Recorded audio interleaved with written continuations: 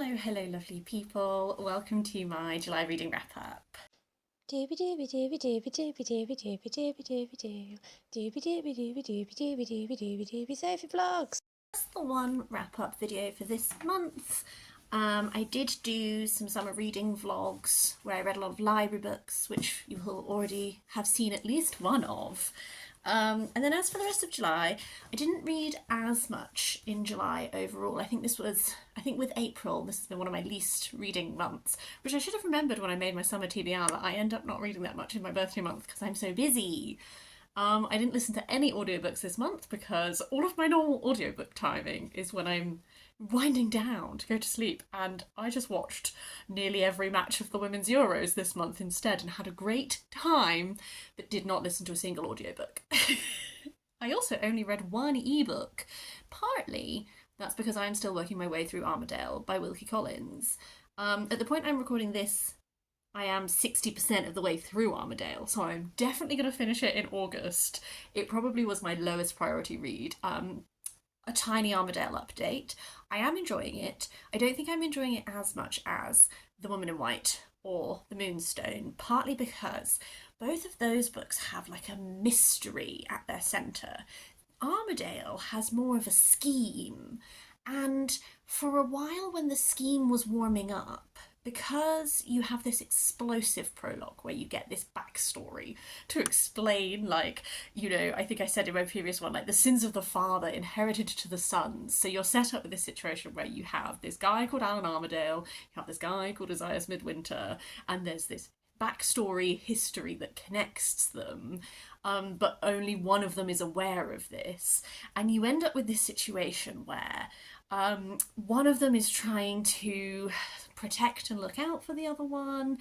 They have this very, very strong bond. And then what I was reading for most of July was like, circumstances change. This bond begins to be tested in a few different ways due to this scheme. And for a while, I was finding I was struggling to get into it because a lot of the scheme is like, Wilkie Collins loves to introduce like, oh, here's a selection where we've got letters. Here's like it's not all just narrative. And I like that about his work. I think I forget that his work is just so long.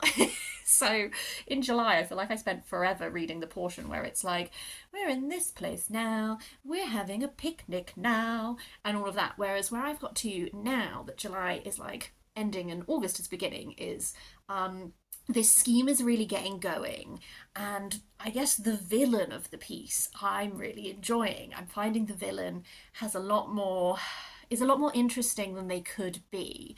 There's where I'm currently at, like 60% of the way through, there's much more depth to this person than there could have been played, and I'm finding that character really intriguing now.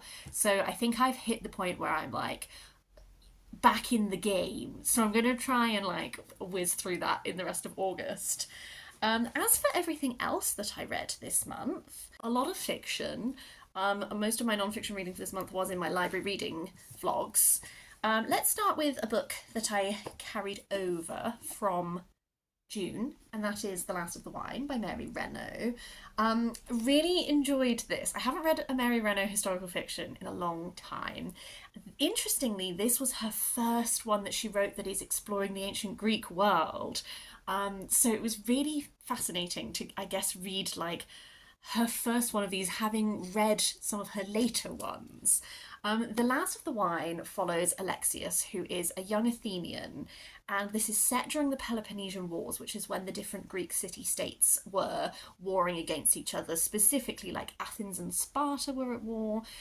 There's the invasion of Syracuse in this, and all of that kind of thing.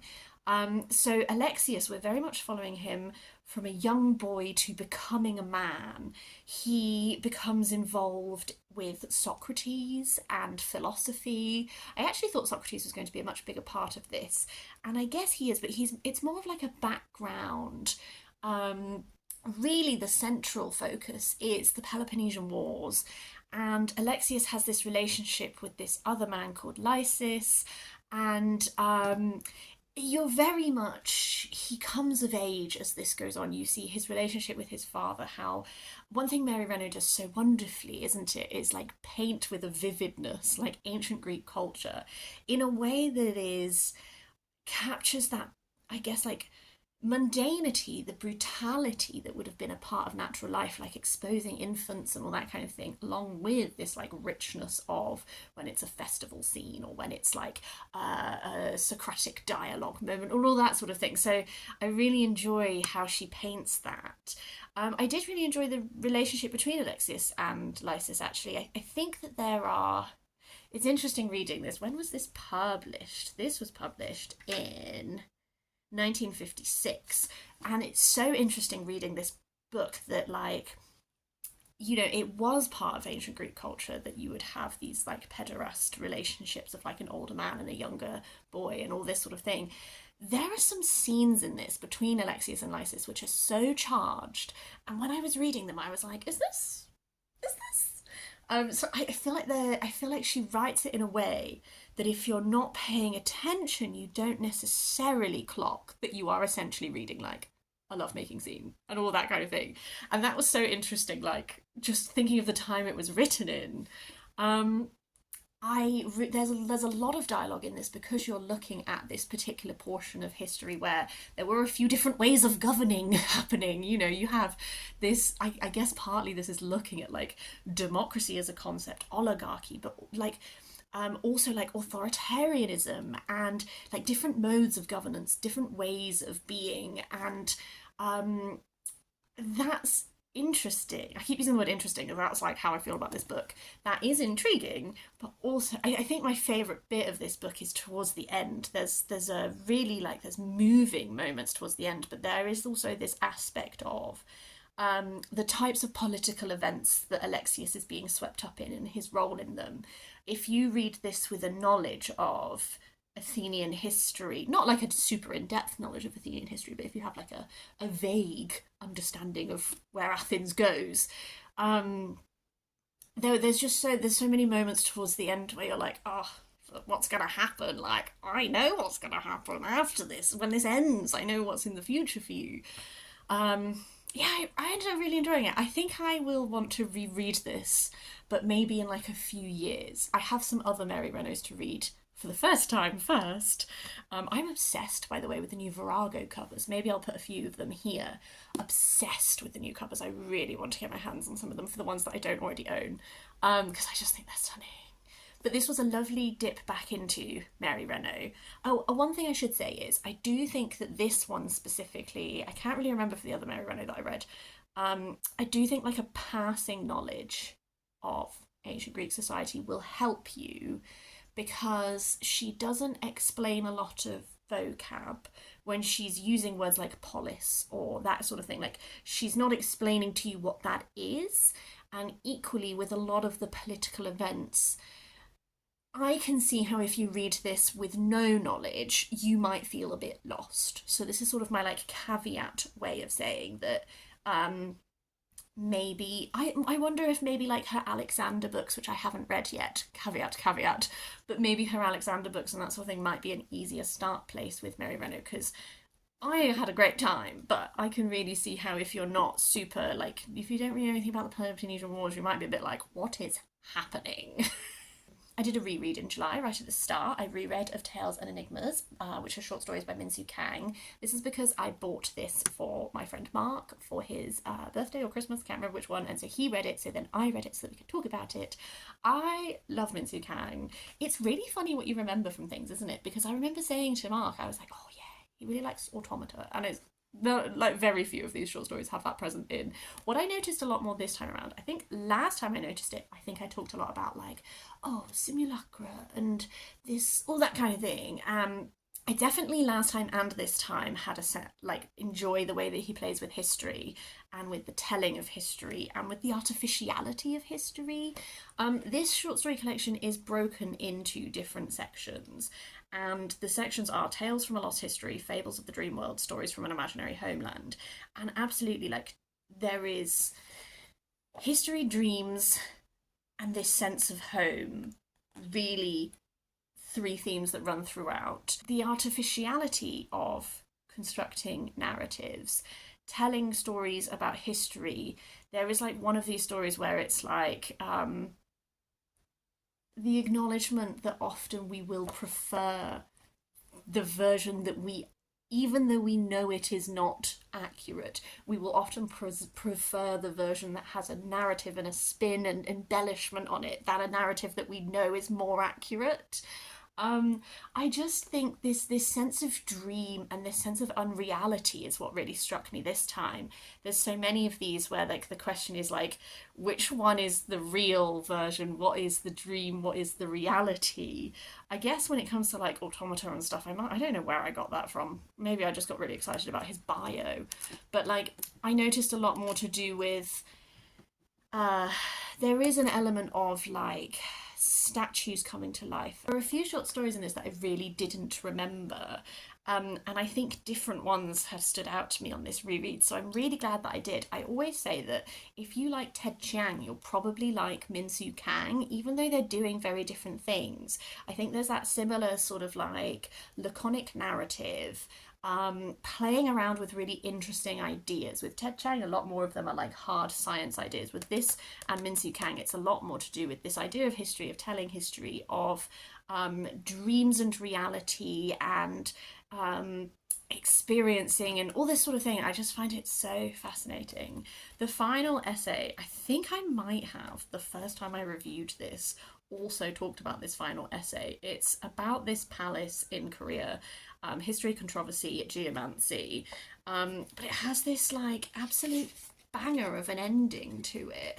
I believe that acupuncture works, but I do not know if Ji and heal exist. I believe that geomancy was an attempt by ancient East Asians to develop a science of environmental and urban planning, but I do not know if there is such a thing as geomantic Ji or a Myeongdang.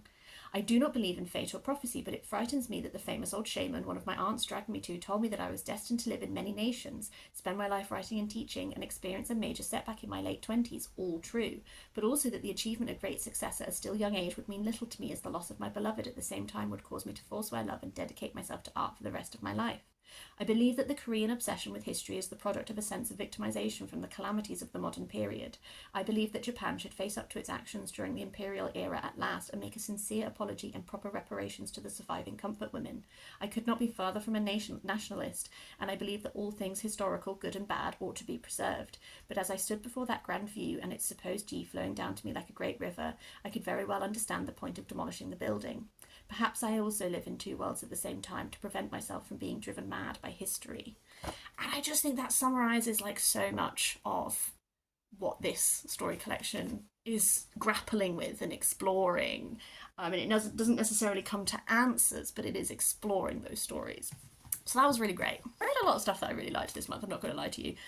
Another one of those is Many Hands Make a Quilt, Short Histories of Radical Quilting by Jess Bailey. This is like a really small, like little like zine. It's all about like historical moments of quilting that are connected to like radical politics. It was really fascinating. As some examples, it does talk about the AIDS quilt. It talks about the final queen of Hawaii and the quilt that she made.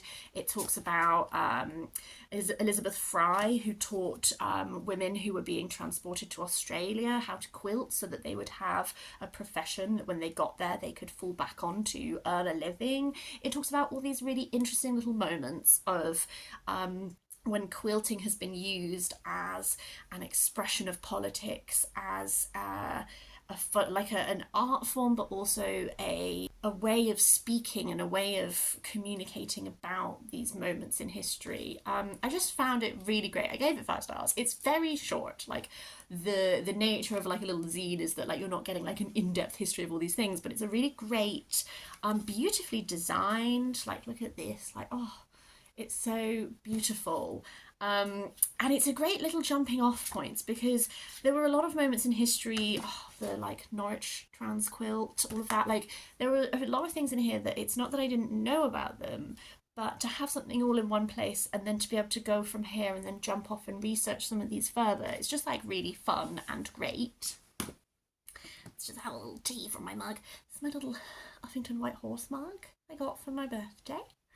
I'm drinking raspberry green tea, in case you were curious. Oh yes, good temperature, good temperature. Should we do a book that I didn't love, and then we can move on to the rest that I did? I feel like such a Grinch doing this. I'm sorry. I didn't love Before the Coffee Gets Cold by Toshikazu Kawaguchi, which is translated from the Japanese by Geoffrey Trousselot. I knew going into this that I might end up being a little Grinchy Grinch about it. I'm sorry, I am. If you love this, I'm really happy for you. I've had genuine conversations with my life with real people that I know who love this book, and I was like, I'm so sorry, I don't get it. It's not I don't get it. So this is the concept of this, I'm sure you already know, is like this little cafe and you can travel back in time, but you have to sit in this one seat. You have to have travelled back before the coffee gets cold. You can only travel back to that cafe, etc.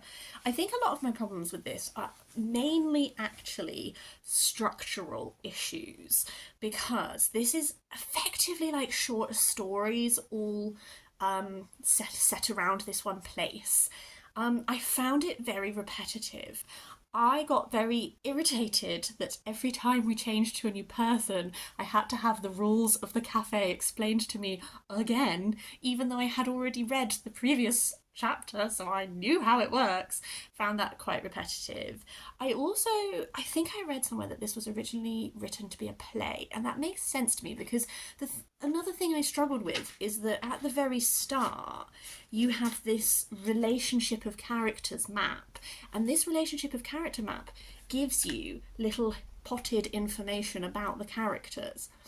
The problem for me with that is that this information is then also repeated in the short story, but I know what the answer is. So, for example, there is a character who is experiencing dementia, and I know that because I have read it in here. But then when I get to the short story with this person, it takes a while. They're setting up like, oh, this like seem to be behaving strangely. Don't seem to remember who this person is. And I was like, yes, because they have dementia, because you told me right at the very beginning. Whereas if this wasn't here, then I would be having a more organic response to those moments, because I would be like, oh, what's happening here? Could it be me? But I already know because you told me. So that I struggled with. I also just felt a little bit. This might be where I don't know, it's controversial. I prefer not to be able to see the strings so much in narrative. So I'm not saying that there is nothing to connect with emotionally in this. I'm not saying that there's not sad moments and that sort of thing. How I felt reading this was I really felt like I could see the strings of the puppets.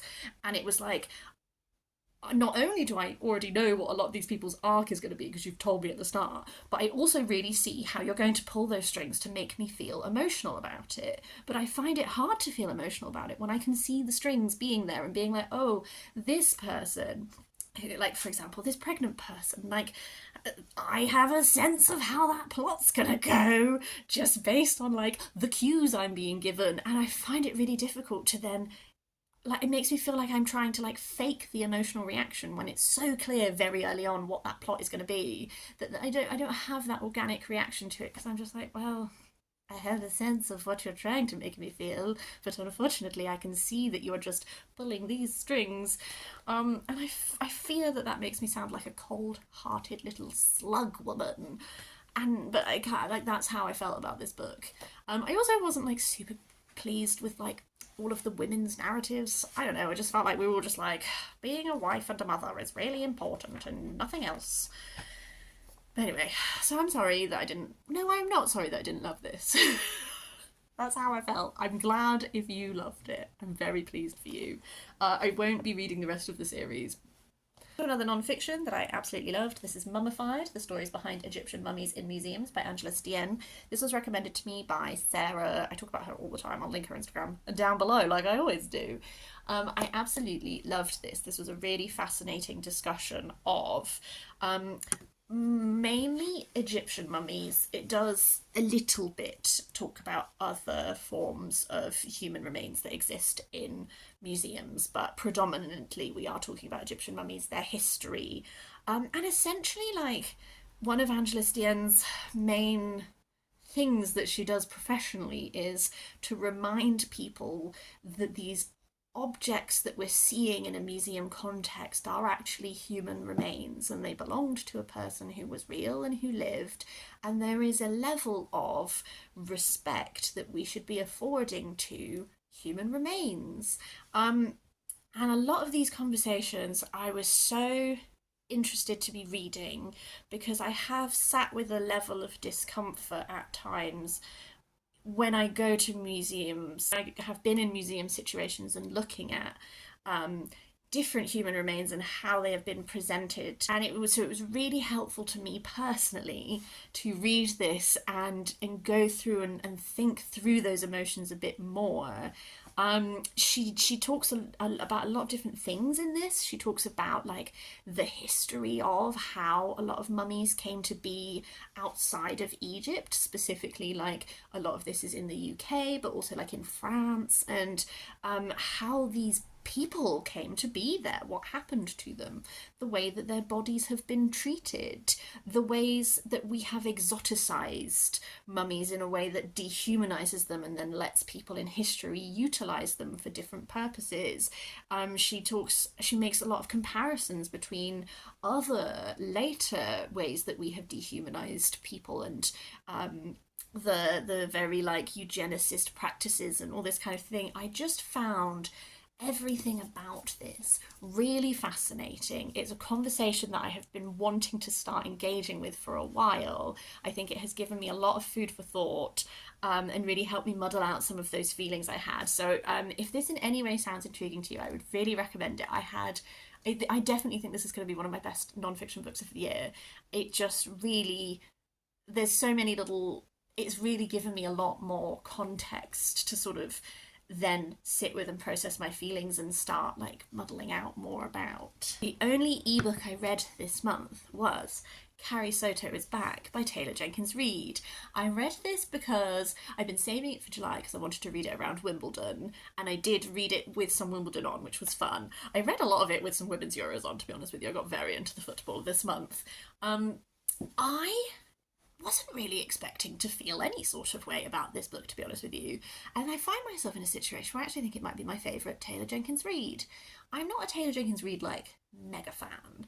I say this because I work with a lot of people who are. There's like some of the girls I work with are like huge Taylor Jenkins Reid fans. So in comparison to that, I'm just a gal who sometimes likes to dip into one. I did enjoy Evelyn Hugo. I did enjoy Daisy Jones. Didn't really enjoy Malibu Rising that much. I didn't think it was that good. Carrie Soto, I think, has ended up being my favourite, but I also think that that's because I've read it at this very specific time of my life where I am in my 30s and I play a racket sport now. My sport is squash, not tennis. I find when you start playing squash and then you watch tennis, tennis feels very slow. It's a very strange feeling. But I'm a racket girl in my 30s, so I really enjoyed the part of the narrative that is just literally like sports and playing tennis. Like, I really enjoyed the narrative moments where they were just describing a match to you, which I think potentially if I had read this a few years ago, I might have found those very boring. So that is like a twist of fate, a lovely moment. I just really enjoyed the tension that arose from Carrie Soto is returning from retirement to try and win another title so that her record won't be smashed by this younger woman who is making it through the tennis ranks. And as such, there is sort of only two outcomes, is that either she succeeds or she fails. And yet, I really enjoyed the process of the book. I felt that tension throughout, even though I had a few theories about how it would go, but I really enjoyed that, like, you think it's super simple because there's only two options, but actually turns out there's a lot of different ways to feel. So that was really fun. I enjoyed the figure of her father very much, who is like her trainer, but there's a little bit of complicated history. I did feel there were a few characters where I was like, I see how this character has been set up, and I am expecting you to do this with them because that would be very emotionally impactful given the type of person that you have created here. There are a few characters that I feel were maybe underutilized, like this rival that she has in the tennis world. Would have loved like a bit more from her, to be honest with you. She was fascinating. So I don't think it's like a perfect, flawless book. It's probably my favourite of hers, just in the I really connected with that narrative sort of way.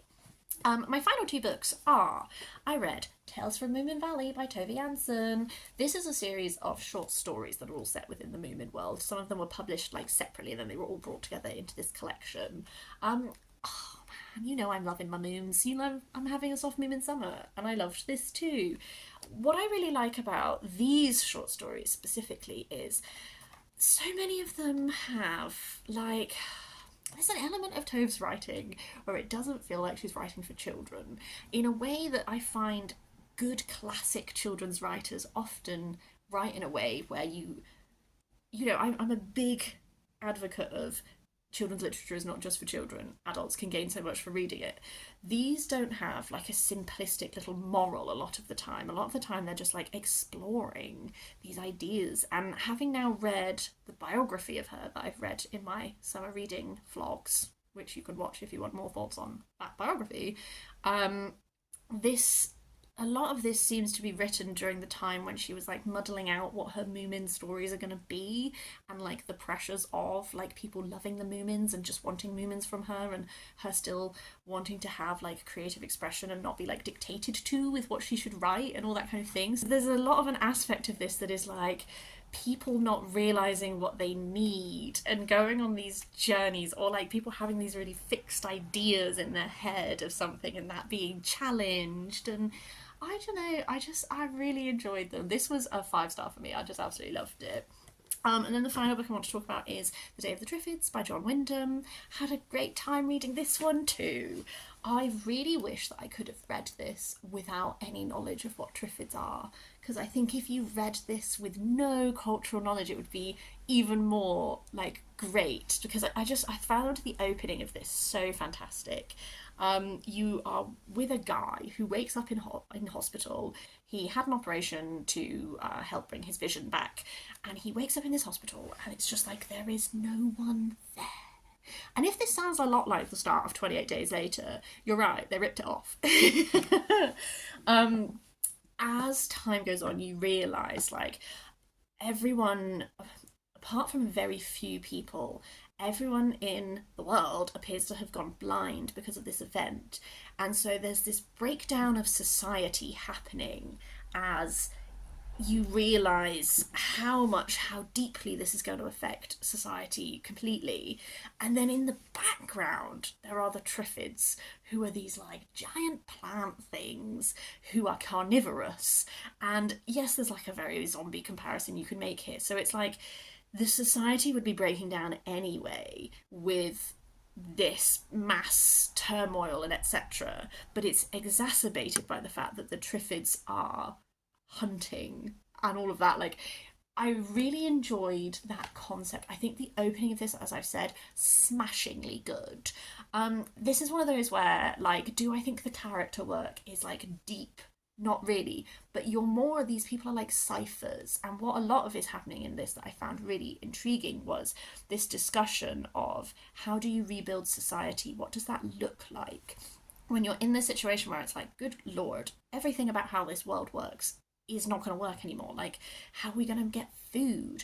Like, how are we going to get good sources of water? Like, where do you build a community? Blah, blah, blah. Like, the people who are blinded are turning on the people who can see, as well as each other, and, you know, competing systems of governance and all that sort of thing. I found all of those discussions really interesting as like let's just explore, if this was happening, what would that be? The main character as such is like, I guess, like, he sees a lot of he's present with a lot of other people explaining their concept of how the world should work to him and all that kind of thing. So you get all of these like discussion points. One thing I couldn't quite decide as I was reading it is I didn't always love like the discussion of women. And for a while I was reading this and I was like, oh, I think that this is here as like not as an endorsement, you know, just because something is in a book doesn't mean the author believes it to be true. So a lot of this like discussion of like, okay, well, women can come on this thing that we're doing, but you have to accept that you're going to be a breeder and you're going to like, all of the men are going to have like 5 wives. And I'm like, why do the men have 5 wives when the women are the people who can give birth? Why don't the women have like 5 husbands, or like get to choose them? You know, like I don't want to have 5 husbands. You know, like, why is it that it's like, we're going to assign women to men and not women you get to pick? Like, I'm sorry. But for a while I was like, oh, I feel like we're looking at, like, actually, like, let's be honest, if a societal breakdown happened, a lot of these prejudices would come to the fore and treatment would not be great. It was just then later when they were talking about this character and our narrator was like, oh, she'll never get the chance to be a wife or a mother. And I was like, or anything else. Her cool job she could have had, for example, you know. But I am aware I'm coming at this, like, in 2025. Similarly, I do also think, like, the portrayal of blindness, like, there are a lot of very clever blind people who exist who know how to navigate the world. You know? I don't know. This is a waffly way of saying that those were like my hesitations that stopped it from being like a top banger of a book. But I really enjoyed it, and I can really understand why it's such like a seminal piece of science fiction and why it's had this influence on other books. My dad has also lent me the Midwich Cuckoos, which I do want to read before the year is done. And there was one other John Wyndham that he really strongly recommended to me, and he said that he would check if he has it to lend it to me. Oh, I currently can't remember what it was, but whatever that one was, I would also be interested to read it. So I love when you read like a book where you're like, I've heard so much about this book, and you read it and you're like, I get it. That's everything I want to talk about for my July wrap up. As I said, I did do those library book reading vlogs where a lot of my other reading from July is logged, so do give those a watch if you haven't already. But yeah, otherwise, I would really, really love to hear if you have read any of these books. I feel like, apart from that one book, I had a great reading month and really, really enjoyed what I've been reading. I've been having a wonderful time. Yes, would love to hear from you, but otherwise, I hope you're having a really nice day, and I will see you later for something different.